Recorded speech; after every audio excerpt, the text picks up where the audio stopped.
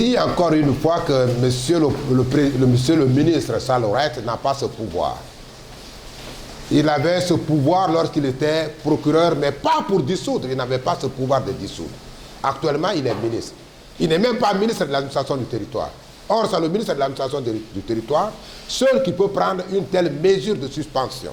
Lui, il n'a pas qualité de le faire. Cependant, il est dans son rôle régalien de saisir et d'enjoindre le parquet général à l'effet d'ouvrir une enquête contre tout citoyen. Ça, c'est son rôle.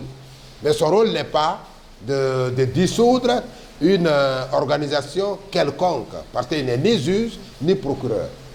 Là, le seul ministre qui est habilité à prendre des mesures de suspension à l'encontre même des partis politiques, c'est le ministre de l'administration du territoire et des affaires politiques.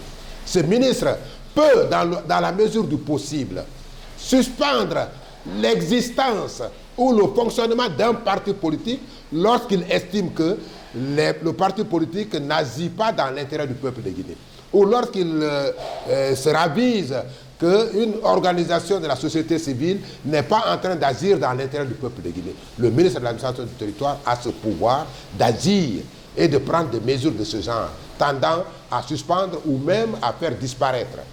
Le ministre de la Justice, quant à lui, il peut, à travers le parquet général ou à travers un parquet d'attache du ressort du lieu de la commission de l'infraction, demander à ce que des mesures soient entreprises, notamment citer les intéressés devant l'autorité judiciaire, le tribunal correctionnel, à l'effet d'être entendus sur des faits qualifiés de délits ou de crimes. Donc c'est une sortie ratée de la part du secours.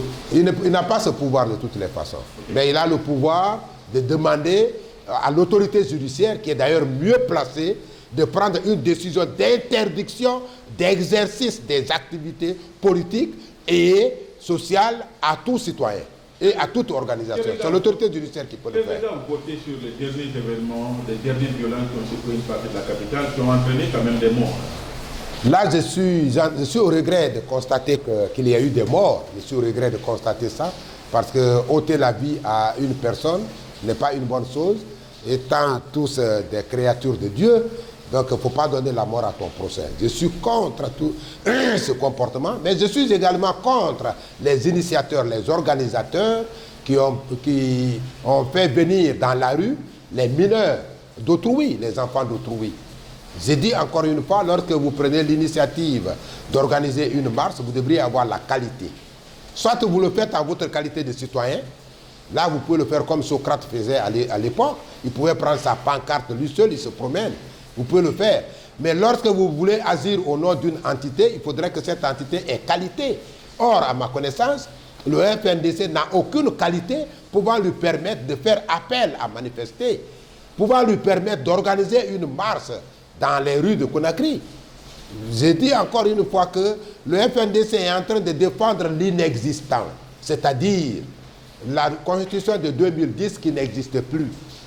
Et la constitution de 2020 également n'existe plus parce qu'elle a été dissoute. À mon avis, le FNDC doit changer de dénomination d'une part et d'autre part d'objet, faute de quoi les membres seront considérés comme des troubleurs à l'ordre public. Retenez encore une chose, c'est que le droit de manifester n'apparaît plus cher que lorsqu'il y a un débordement, que lorsque l'ordre public est troublé. Parce que lorsque l'ordre public est troublé, par le titulaire du droit de manifester, eh bien, la loi lui sera appliquée dans toute sa rigueur. Par conséquent, l'autorité de l'État doit être là. Et les nouvelles autorités doivent prendre à bras le corps la défense du peuple de Guinée, la protection du peuple de Guinée, la sécurité du peuple de Guinée et ses biens. C'est très important.